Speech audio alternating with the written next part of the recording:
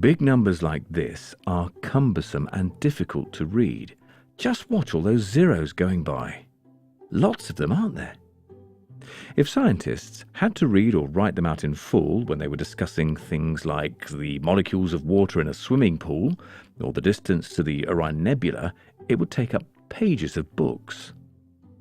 The same is true of very small numbers like this one, and it's an important number, the charge on a single electron.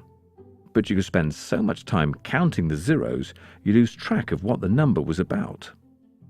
So how do scientists solve the problem of very big and very small numbers? In fact, scientists use a really simple device called scientific notation that allows them to abbreviate these numbers so that they're easier to write down and work with. The numbering system we use works in tens. That's the basis of our counting system. So 2, 20, 200 and 2000 are increasingly large numbers.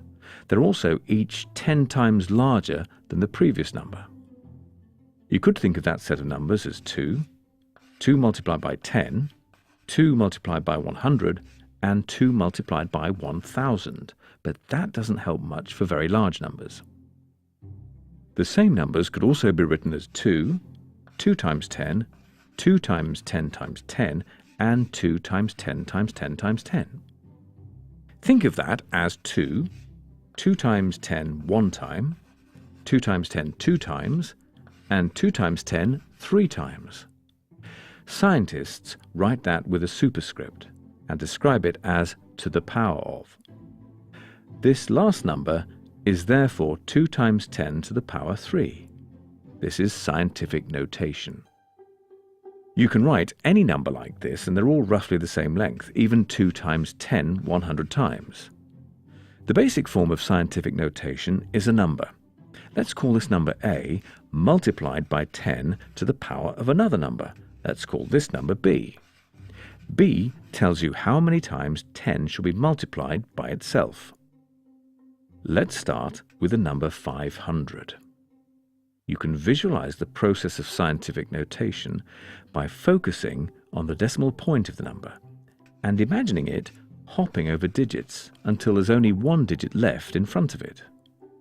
Also note that the number left in front of the decimal needs to be greater than 0 and less than 10.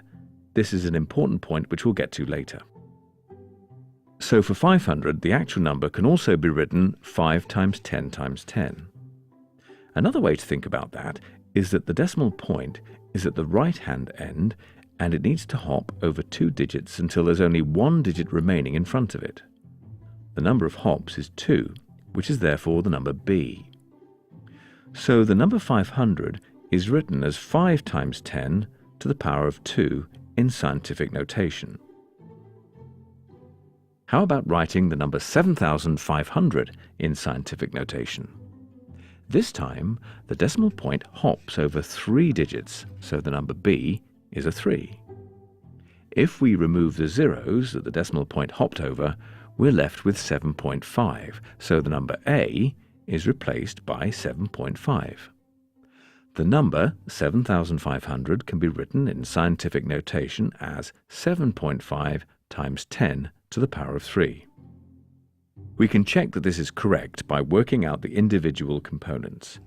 10 times 10 times 10 equals 1,000, and 7.5 times 1,000 gives us our original number of 7,500. Small numbers can be written in a very similar way. Let's start with the number 0.05. The only number here greater than 0 is the 5 at the right-hand end of the number. This means that the decimal point needs to hop over digits to the right until the 5's in front of it.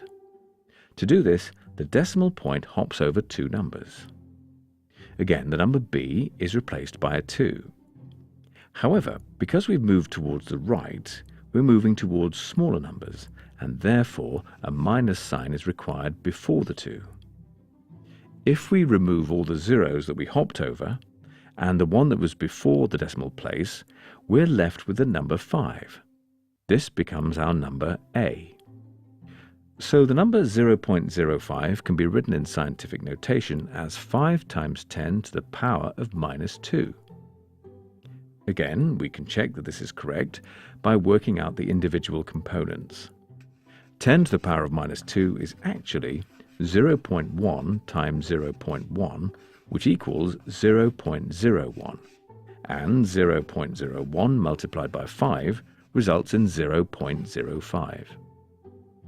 You should now be able to write our original very large number and very small number in scientific notation. For the large number, the decimal point hops over 22 digits and is left with a 1 in front of it. Don't worry, you won't have to do this very often. Most numbers like this are normally already written in scientific notation. In scientific notation, this number is 1 times 10 to the 22. For the very small number, the decimal point needs to hop right over 19 digits and leaves us with 1.6. In scientific notation, this is written as 1.6 times 10 to the minus 19, which is the electric charge of a single electron. It's an important number that's much easier to remember in scientific notation.